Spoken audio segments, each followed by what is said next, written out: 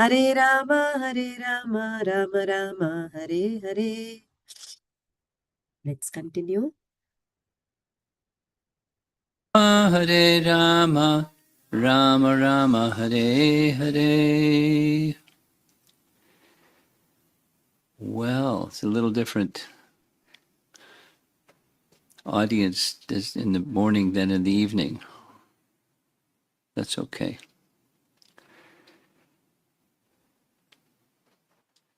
A little report from the research. There were two questions that needed some research, at least two. One was Nanda's question. Remember Nanda's question? Nanda's question was, I heard somewhere that when Krishna jumped from the Kadamba tree, his Kastuba gem fell, and when his Kastuba gem fell, it went to the lake of Kaliya, and then it went into the treasure of Kaliya, and then the wives brought the Kastuba money as a gift to Krishna. So he got his Kastuba money back. That she wanted to know, is there some reference like that? That was the question. And little research wasn't difficult at all. Vishwanath Chakravarti Thakur describes differently, and that is while in the coils of the Kaliya serpent, Krishna arranged for his Yogamaya potency to accept and transfer the Kastuba gem to the treasury of Kaliya, because Kaliya had a treasury. And when the wives wanted to offer gifts to Krishna, they found some gifts, and they also found the Kastuba money, and they gave the Kastuba money back to Krishna. And that was Vishwanath Chakravarti Thakur's commentary, and his commentary is based on a verse from Rupa Goswami that says essentially the same thing in a certain set of prayers, Rupa Goswami's prayers. So Vishwanath just took his prayer and embellished it or expanded it. And then there was a second question, which Pran Govinda has a week to research. And that is where we ended up yesterday. So where we ended up yesterday, if you can recall, there was a Sanatan. Krishna is in the coils of the Kaliya serpent. Chapter 9, chapter 16, verse number 9. And he bit, Kaliya bit Krishna's chest. And Sanatan Goswami made a comment that while it looked like, an act of aggression, it was an act of love. And we had some discussion about, was that a proper translation of what Sanatan Goswami's commentary was? That's where we ended. So we ended with 10, 16, 9. And just as a reminder, to review in case, there's memory lapse from yesterday, the pastime of the Kaliya serpent begins at the end of chapter 15. And the beginning and middle part of chapter 15 is Krishna's killing Dhenukasura, chapter 15. And, chapter 15 comes after chapter 14. And chapter 14 was Brahma's prayers, and then another 20 verses at the end of Brahma's prayers, where he, could you make some arrangement for this Mataji to sit somewhere?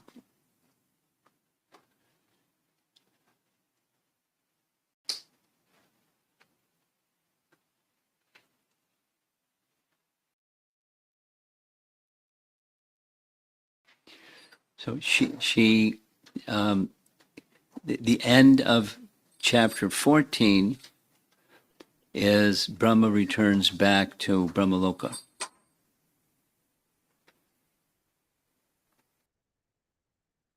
Because the appearance of Krishna comes during Manu number 7, and then there's another 7 Manus. And then that's just one day of Brahma, and then there's the life of Brahma, and so the life of Brahma, he has to continue being Brahma. He can't. What he wanted was, he wanted to stay in Vrindavan. He wanted to take birth in Vrindavan in his next life. But Krishna didn't say no, but he didn't say yes. He was silent. So Brahma understood that's a no. Because, Krishna wanted him to complete his tenure as the overseer of the universe. So he left. But the impression, very clear impression that I received was in the whole exchange of the Brahma Vimohan Leela, etc. Brahma has a desire other than being the creator of the universe. He has a desire to be a resident in Vrindavan.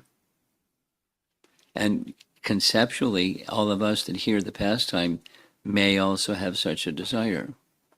But, his was directly experienced. And of course, we can, by the process of hearing, we can directly experience. We can hear, and then if the hearing is a qualitative hearing, then more and more we can experience. We can experience Krishna and his pastimes and become attracted. So that's what we're attempting. At least hearing. Hearing in some authoritative fashion, hearing the words of Shukadeva Goswami as he's narrating the Maharaj Parikshit, and so forth. And then our Acharya is commenting elaborately on the verses. So just conclusion, we ended yesterday with verse number 9, and that means we're going to start with verse number 10. And before we do that, there's a nice prayer, and I hope it works. I believe it works. This is another one of Rupa Goswami's prayers from this nice book. And that little horn at the bottom says it's going to be recorded.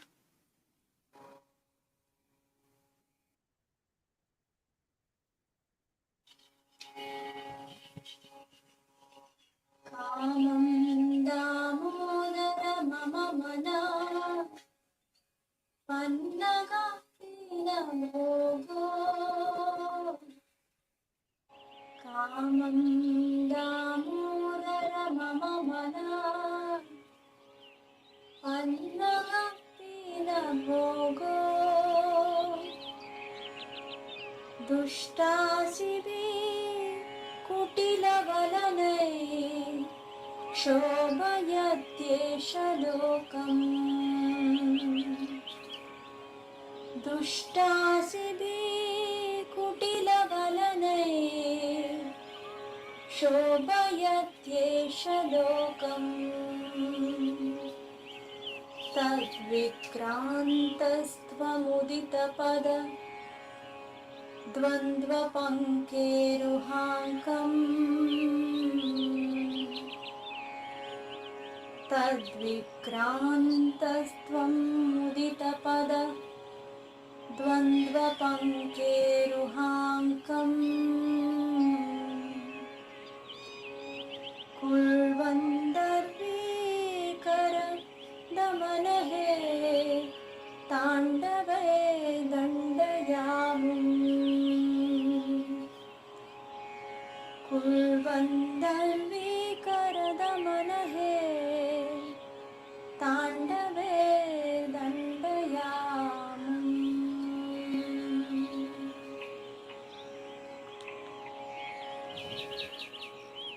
O Lord Krishna, with its crooked motions and the sharp fangs of its wicked desires, the great snake of my mind torments the entire world. O all-powerful Lord, O crusher of Kaliya, please punish that snake with your dancing. Please place on it, that's his mind, the mark of your lotus feet. Now, the mark of Krishna's lotus feet is very, very special. We're going to hear more about the mark of Krishna's lotus feet in the sands of Vrindavan. And the mark of Krishna's lotus feet in the sands of Vrindavan was a source of ecstasy for Akrura. And for Kaliya, it took bashing and bashing and bashing and bashing, and because his envy was so intense. But he became purified by the touch of and bashing of Krishna's lotus feet.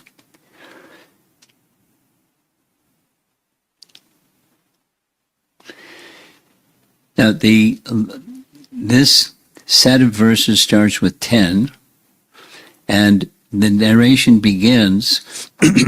Remember, Krishna is in the coils of the Kaliya serpent, and Kaliya bit Krishna in the chest, and then there's two sets of personalities that come to know of this. The first set is local Vrijbasis. Some local Vrijbasis just happened to be in the vicinity of the Kaliya lake, and they saw Krishna in the coils of the Kaliya serpent. Then later, verse 15, 16, the Nanda and Yashoda and those in the village, they saw omens that indicated danger, and they thought, uh-oh, Krishna may be dead, because they were thinking of him as mortal, or, their son. So they ran, and when they saw what they saw, it was a whole other scene. So the overall, in phases, this is the first pastime. We'll go back to chapter 15 and chapter 14 and chapter 13 and 12 and 11. And it's mainly Krishna interacting with the cowherd boys. And then with the people of the village, hear from their sons. Wow, you know what Krishna did today? Da-da-da-da-da-da. Whoa. Now, some cases, like Krishna's pulling over the twin Arjuna trees, everyone saw that.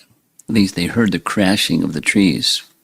Or the Shakatasura, many in the village where they resided in Gokul, they heard the crashing of them. But mainly it's the cowherd boys. And to some degree, some of additional residents of Vrindavan. This is a first. The Kaliya Leela involves the whole of Vrindavan in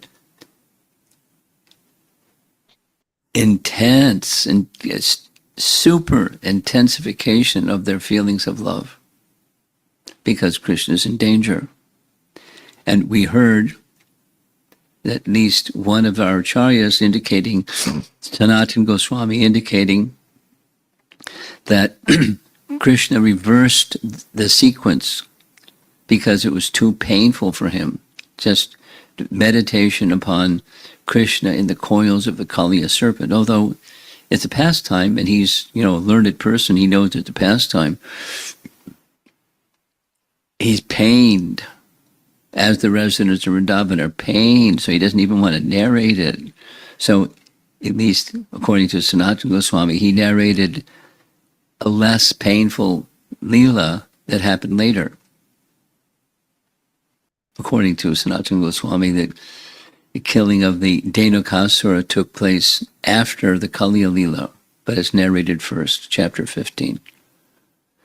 So, back to the scene, to verse number 10, there's a group of Brajvasis that happened to be in the vicinity of the Kaliya lake. And they saw Krishna in the coils of the Kaliya lake. When some of the members of the cowherd community saw him enveloped in the snake's coils, motionless, they were greatly disturbed. They had offered Krishna everything. Now this is the broadening of the scope of involving the whole of Vrindavan in Krishna's pastime. They had offered everything, their very selves, their families, their wealth, wives, and all pleasures. So this is Brajbasis in general. At the sight of the Lord in the clutches of the Kaliya snake, their intelligence became deranged. So there, now here's the secondary rasas. Grief, lamentation, and fear. And thus they fell to the ground.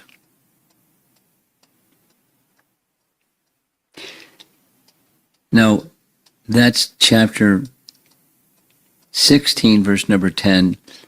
Then there's a whole series of verses. This is a little bit of a summary of those series of verses. They're back in the main village where Nanda and Jasoda lived, and all of their associates, etc., the place where the cowherd boys would come back at the end of taking care of the calves and cows later.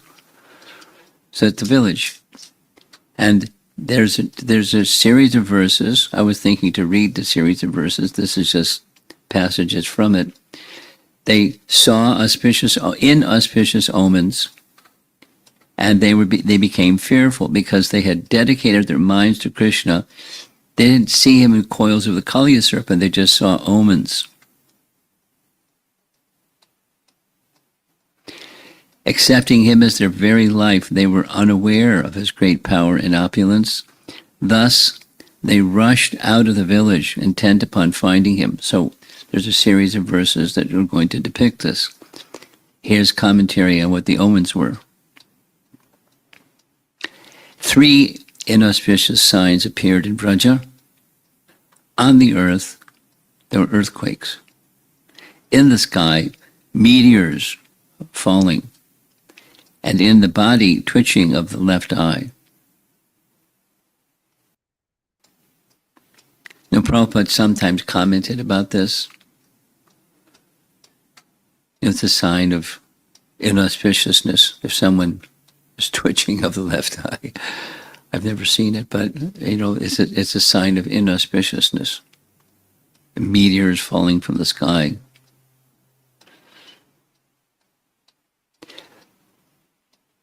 Commentary, though there can be nothing inauspicious for the Lord, in order to indicate the lamentation of the inhabitants of Vraja, that devatas in charge of earthquakes and other disturbances did this. Or, being attracted to the intimate mood of Vraja, this is now the devatas, out of affection for Krishna, to make his Aishvarya become forgotten, they produced omens indicating misfortune for Krishna. It's a team effort.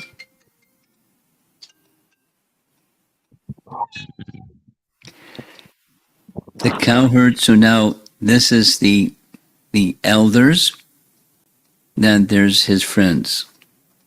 The cowherds took Krishna as their dearest friend, Priya Sakha.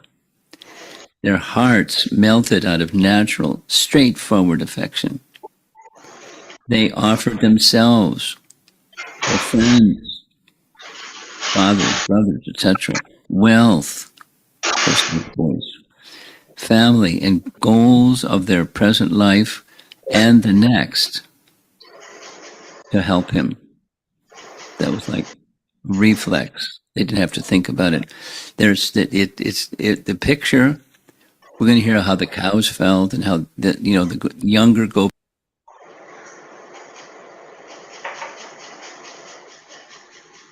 Manjula Mataji, and Sanatan Gopal's crew, can you mute your microphones for a little while? Sorry, Prabhuji. Hare Krishna. He's felt, but the feelings are being churned by the pastime, like stimulation of ecstatic love, from in the language of Rupa Goswami, Udipan. But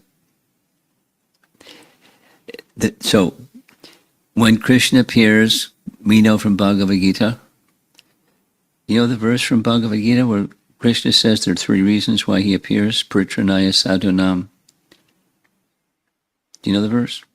Vinashaya chaduskritam. Could you recite it? Dharma sangsthapanartaya. Those are 3 reasons.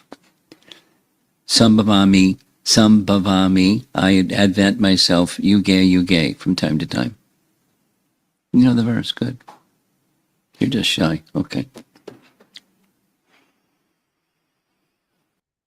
So those are 3 purposes, general purposes. But in addition to, I said it yesterday, I'm repeating it, there's an additional and even more important reason, at least from Krishna's perspective. That's service to others, but he wants to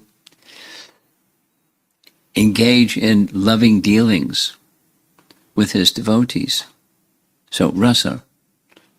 And he stimulates different types of, is the main primary rasa, then other rasas that arise.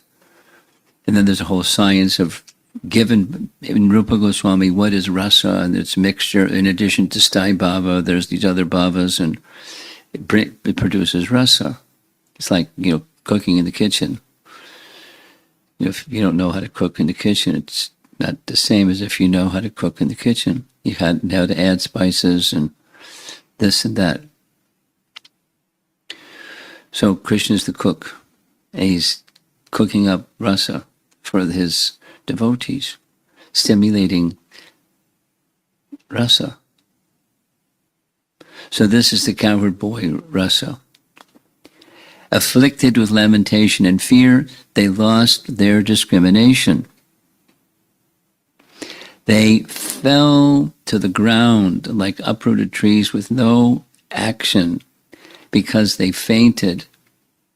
They did not enter the lake. Now that's those that were in the vicinity, because they haven't come from Vraja. We'll see them coming from Vraja in a moment. Though they fell in places where the water overflowed because Krishna jumped in and big waves came and went all over the place. They were not affected by the poison, for Krishna made the lake devoid of poisons just by his touching it. Jiva Goswami and Sanatana Goswami add, Krishna remained motionless to show Kaliya's wives their husband's faults so that he would be removed from the lake. So he's in preparation for what's going to come up, because Krishna knows what's going to come up. He's going to boot him out of Vrindavan, send him back home to Ramanaka Lake, where we came from, and stop polluting the Jamuna River, please. So to do that, he's indicating the faults of Kaliya, because the wives of Kaliya are going to plead on his behalf. They're great devotees. So he wants the great devotee wives to understand your husband needs to be punished. Just see what he's doing. And then there's the rasa with the animals. These are the cows. Remember, the age of Krishna is 6. And there's this, Gopastami. You know what Gopastami is? It's an annual festival that's in our Vaishnava calendar, and it marks the date when Krishna graduated from calves to cows. So in Vraja they had a big festival, Gopastami, and big festival, because they're cowherds, and Krishna is Krishna. and he's going to take care of the cows. It's their occupation, and he's a little 6-year-old boy, and he's going to do it. He's going to, with all of his so many cowherd boyfriends.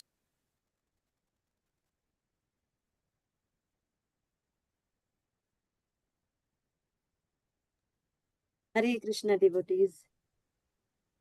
Any thoughts, any comments from today's lecture?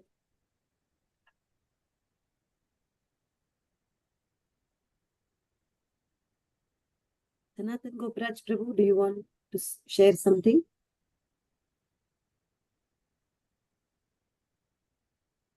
Sanatan Gopiraj Prabhu? Hare Krishna Mataji. Yes. Actually, yeah, actually, this when Krishna descends, he descends for protecting the devotees and killing the asuras and all. This lecture, he wants to invoke, he wants to have a relationship with the devotees and have engaged in rasa. That's I think even with the animals. And that's the main purpose. Krishna wants a relationship with us, but we are not having any intention to have we are trying and all those things. It's a new thing. So it's a positive thing. That point I really I like. It's a positive thing. He wants to have a relationship with us, and he's trying seriously through the other devotees, things and teaching us through senior Vaishnavas and all. We should casual. He wants to have a not a casual. We have a casual mood, but this mood of gopis and all. They want to have intimate relationship. So that kind of thing should happen to us also. Thank you very much. Hare Krishna.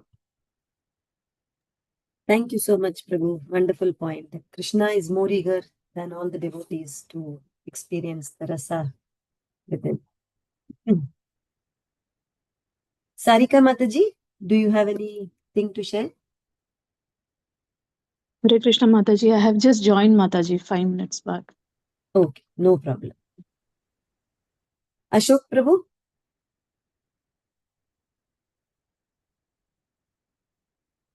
Ashok Prabhu, are you there?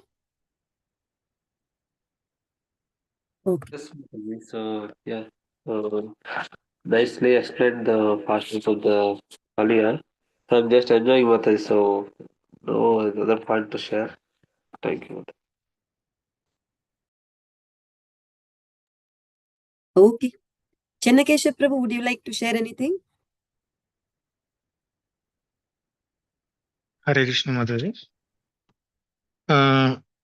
From today's lecture, I like very much when Brajavasis was offering everything for the Krishna when he was in clutches of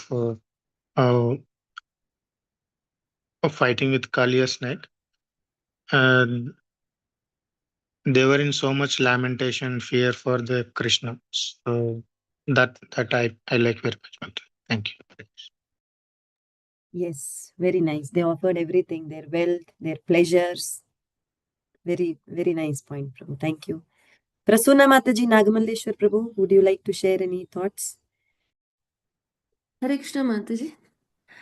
Mataji, actually, I liked the last slide where Maharaj was saying that why did Krishna, he shows Kaliya's mistakes to his wife, right? So he was explaining how Prabhupada says.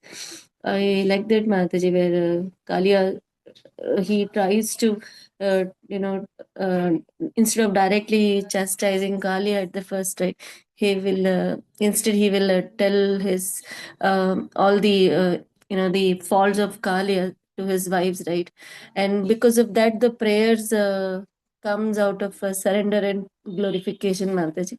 And also in the Bhagavatam, it is mentioned that Krishna responds more favorably to the prayers of devotees than to the offender directly, Mataji. So I really like this. The last slide was, I liked it, Mataji. Thank you so much. And the whole lecture was so nice, Mataji, for the Kaliya Daman, and so beautifully explained by Srila Prabhupada in the Purport. Thank you, Mataji. Thank you. Thank you for sharing very nicely, Mataji. Ramini, do you have anything to share? Ramini. Hare Krishna, Mataji. Nothing particular, as all devotees mentioned. I also felt the same thing that, um, like, when Krishna does some pastimes, there will be multiple reasons for that.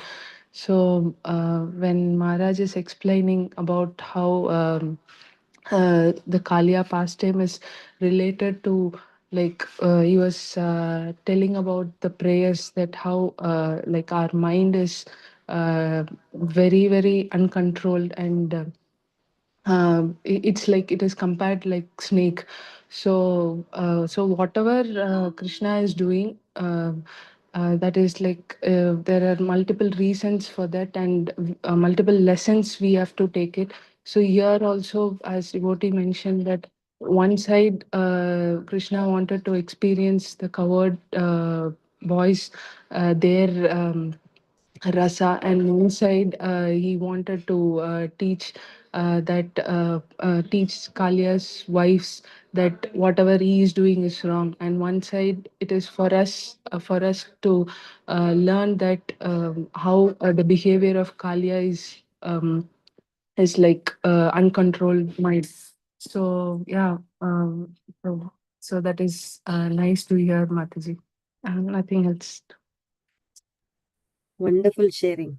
Thank you so much. In fact, I don't think there'll be anybody in the call who didn't like the recitation by Shatrupa Mataji. Very beautiful verse, something to be memorized and remembered every day before chanting or throughout the day. Thank you so much, Ramini, for sharing this. Vilay Prabhu, Sonali Mataji, do you have anything to share?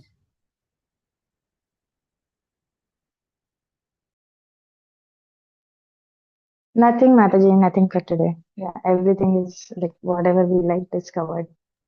Okay, thank you. Kumarika Thank you. Mataji?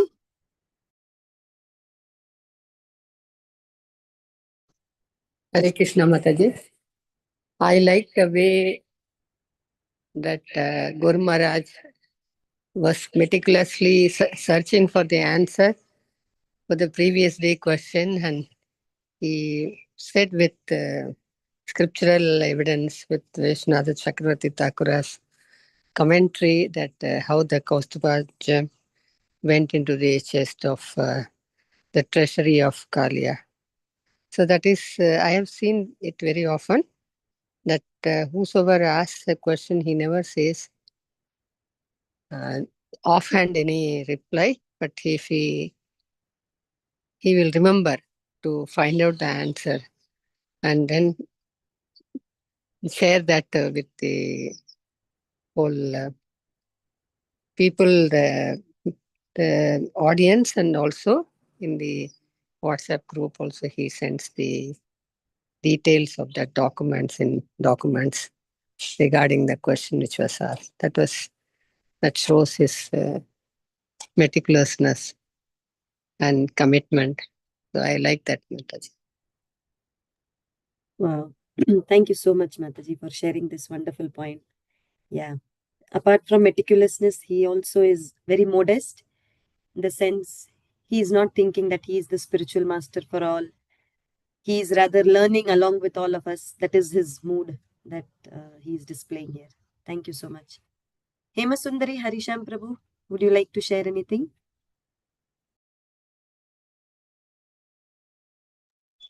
Mataji, I had the same point as Kumarika Mataji. Okay. Harisham Prabhu will speak. Oh.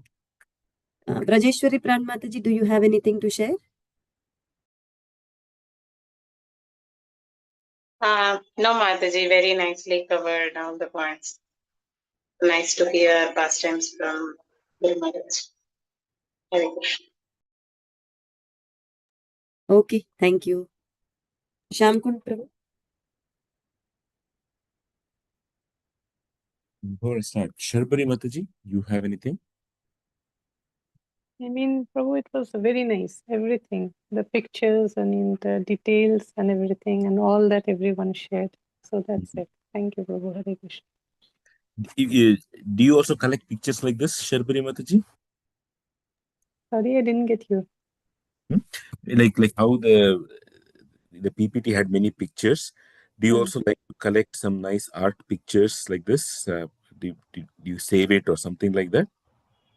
No, not really. I mean, I just do it. I mean, in this morning classes only, I just thoroughly get involved and then just enjoy it. That's it. Thank you, Prabhu. Hare Krishna.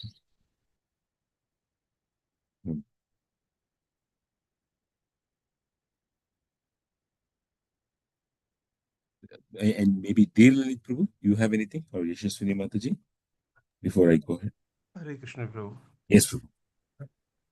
Prabhu, actually, I have one question. In the beginning, Maharaj was actually answering one question from the previous day.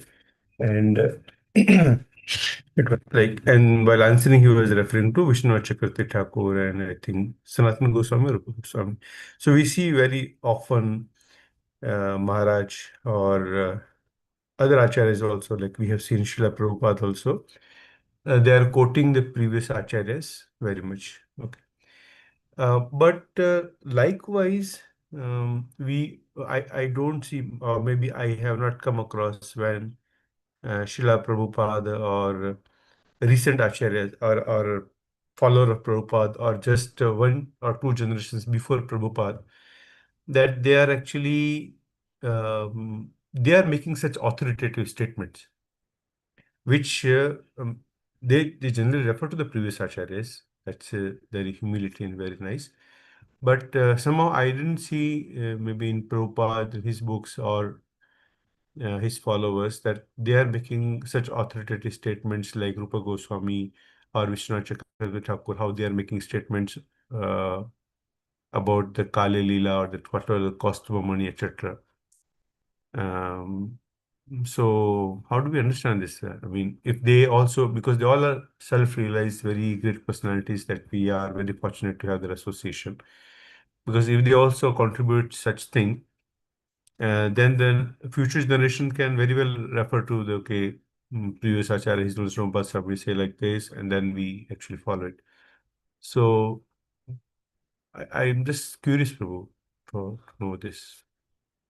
Thank you. Well, if you there's the explicit and there's the implicit.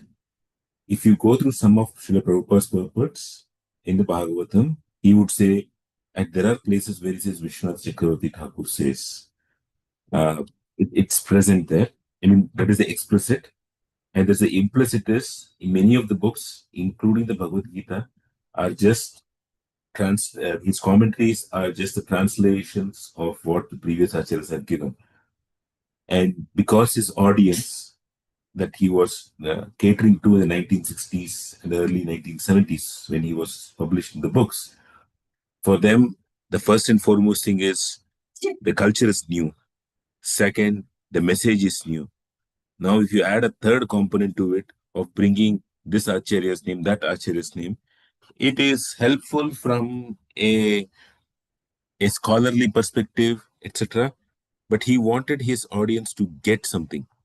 So, in some cases, without mentioning their names itself, the commentary is given by Srila Prabhupada. And so, if anybody goes through those like the Prabhupada used to carry with him, I think it was 10 commentaries of Srimad Bhagavatam. So before giving a commentary on each verse, he would see all those 10 commentaries. They were all in Sanskrit, and then he will pick and choose.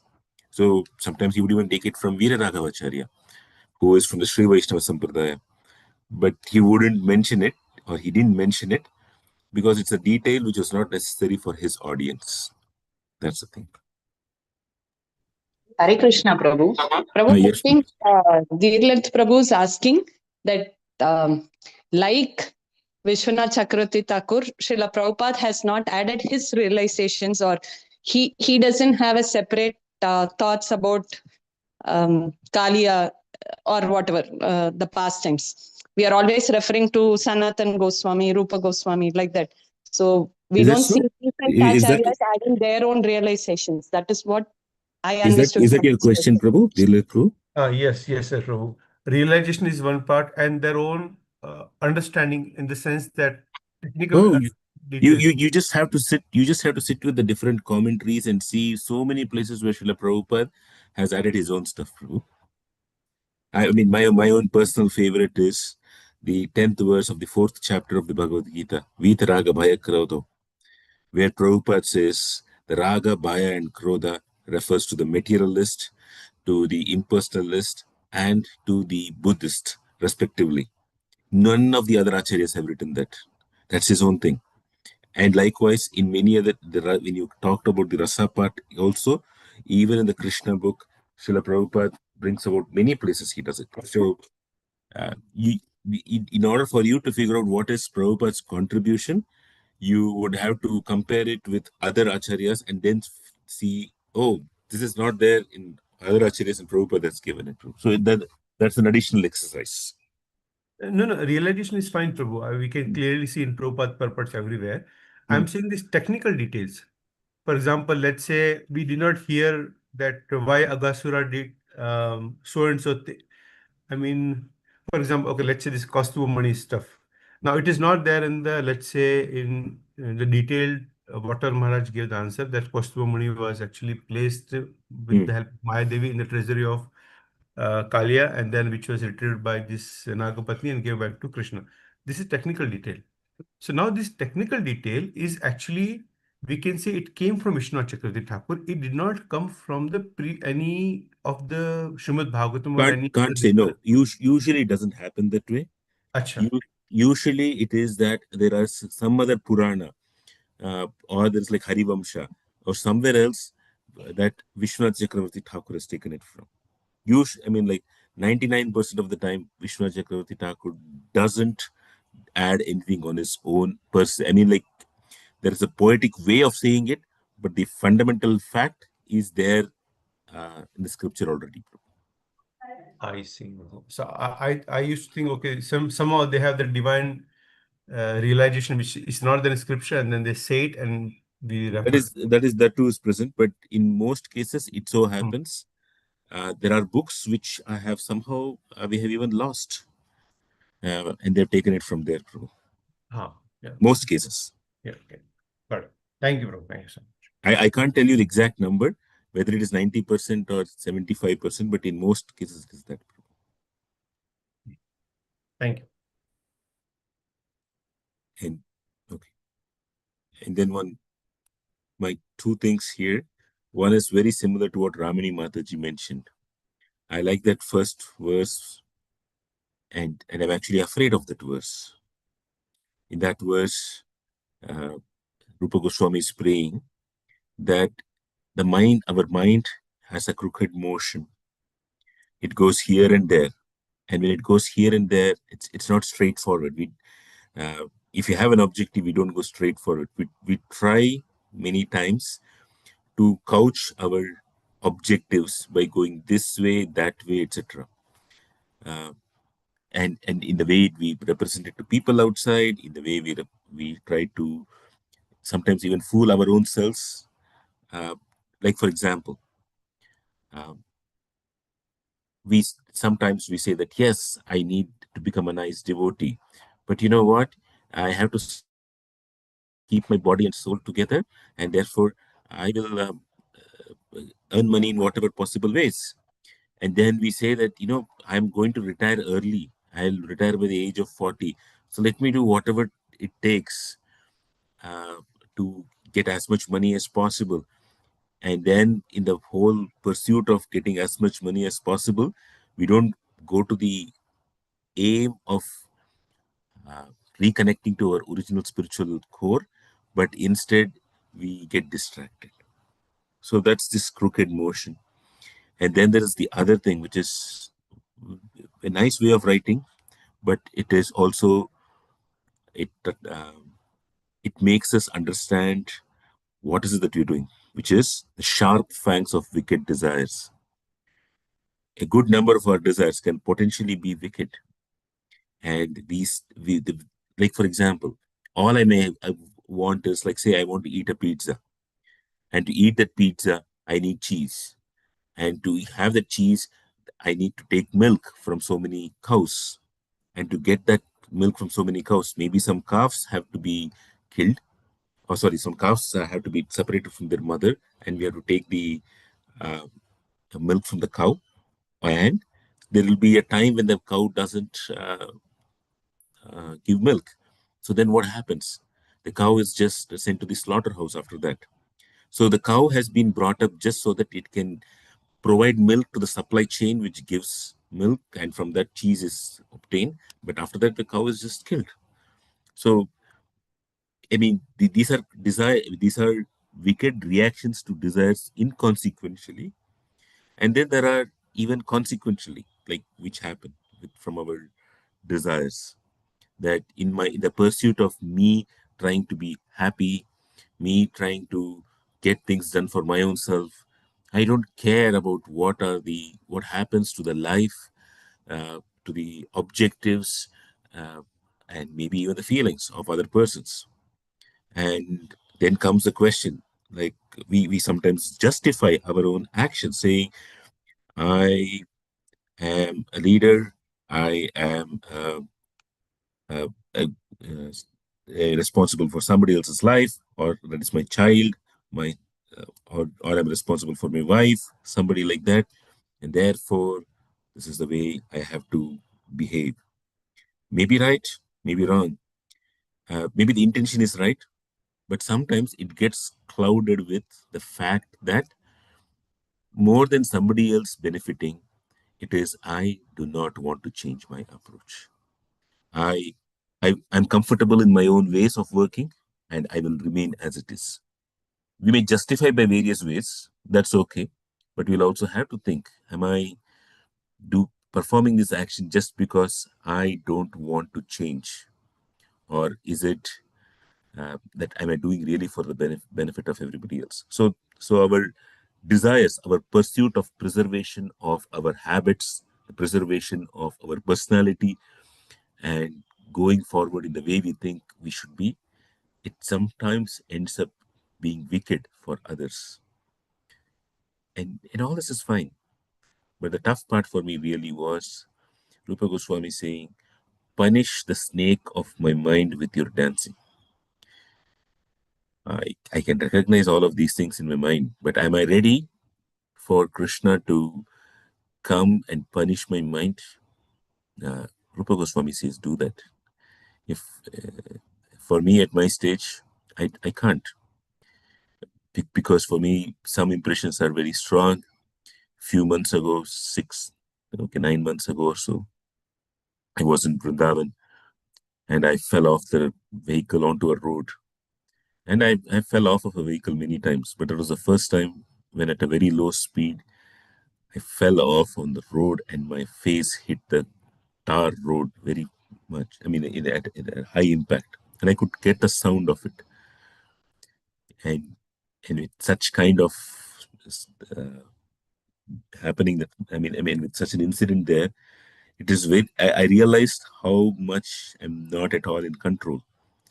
And if Krishna were to come and do something more where I'm not in control and he can just punish, oh my God, it's so tough. So sometimes for me, it even makes me wonder, am I ready? And the good thing is, we have the examples of our acharyas who say, I mean, don't think that something bad is going to happen when things go out of control. Something nice will only happen. And that's something which I aspire for, that in letting go of, sorry, in letting go of the fear of Krishna's punishment, actually Krishna's punishment will finally lead to something nice. It looks like punishment, but it'll be something nice. I hope it happens, that I'm fully open to it one day. That's one thing. And something from yesterday was a nice phrase which Maharaj used when giving the microphone to different devotees. He preferred an elderly devotee speak first, then a younger one. And the phrase he used was age before beauty.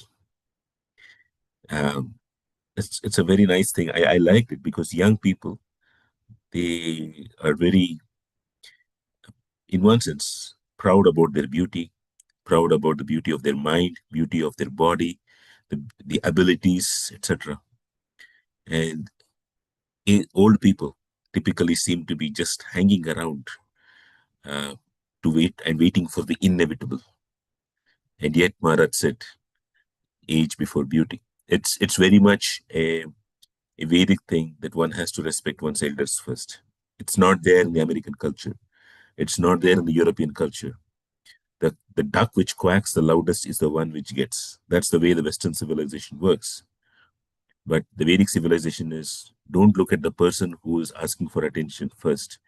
Look at the person who has lived experiences, and the person who has served other great souls. That person is the first person to look at, from whom we have to hear. And many of those in the assembly were the disciples of Srila Prabhupada. So I like that point which Maharaj made, age before beauty. That's it.